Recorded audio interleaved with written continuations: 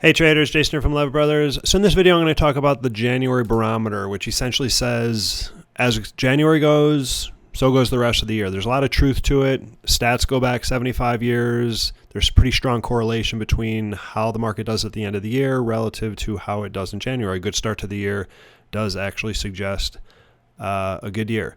So numbers are numbers. Can't argue with them. They are what they are. Okay, you can have thoughts and feelings about what's going on right now in the market, and I know the market is not very strong right now, but I'm just going to objectively lay the numbers out as they are. Okay, so here is the black line and the blue line. The black line is how the market has done since 1950 when January is positive. The blue line shows what it has done when January is negative. So a positive January suggests a pretty good steady uptrend with an average gain of, as you can see, 16.9%. A down January suggests mostly a flat month after January is over. So if the end of January is like right here, then the rest of the year is basically flat after the end of the month. Okay, this year January posted a gain of 1.4%.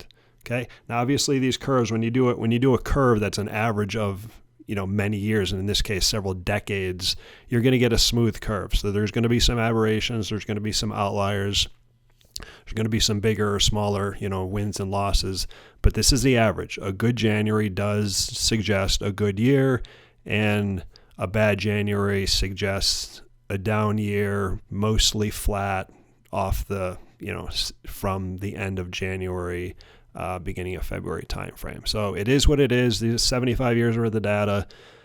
You can argue with it if you want, but these are the numbers. All right, here just shows some of the other numbers. When January is positive, the first red box here, you have an average that the final 11 months of the year have averaged 12.2% and have an 87% win rate.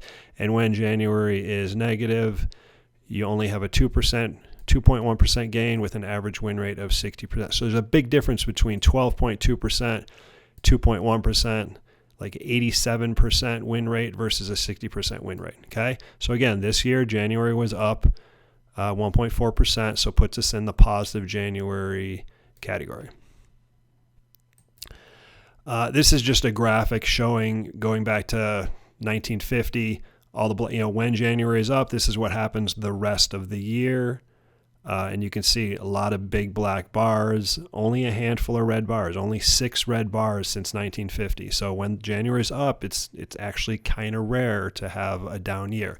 Now these down years, this is pretty big, more than 10%. This is close to 10%. This is more like 15%. This is about 10%. So when there's been some down years, and they've been kind of sizable. And you guys know that if the market is down 10%, like growth stocks are going to be down 30, 40%. That's just the way it goes. But graphically, this shows you that when January is up, you have a heck of a lot more up years than down years when looking at the final 11 months.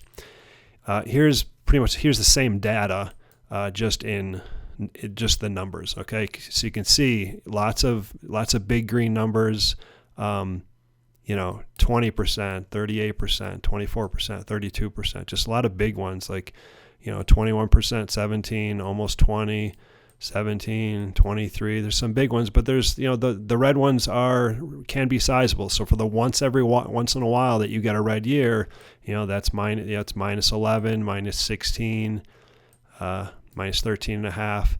Okay. A lot more green than red, but when you get a red, it could be pretty decent. And as I just said, if the market's down 10%, the, growth stocks are going to be down a heck of a lot more than that. And then I want to make a final point here. Yes, January is up, and yes, this suggests a good year, but let's remind ourselves that it's pretty normal to have a decent size intra-year drop. Okay. These are all the drops since 1978.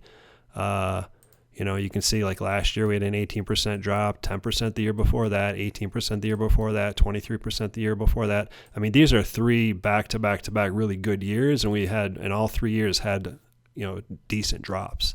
Okay, so even if you could look out in the future and predict what was going to happen, if you knew the market was going to have a good year, odds heavily favor a pretty decent drop during the year, especially considering this is a midterm election year, which tends to be the weakest year of the presidential cycle. Okay, so overall, again, numbers are numbers. I can't argue with them. They are what they are. I know the market's not looking really good right now. You cannot invest based on what I've said here. You cannot just like buy and just hold. I mean, you can buy and hold if you're an investor, but as a trader, you can't just assume things because one, there's always the one-off year where you get a big correction. And two, even if you knew what the numbers were going to be at the end of the year, that doesn't tell you what path the market is going to take during the year. There can easily be a pretty sizable correction, and then the end of the year could be pretty good. Okay? Good luck, and I'll see you next time.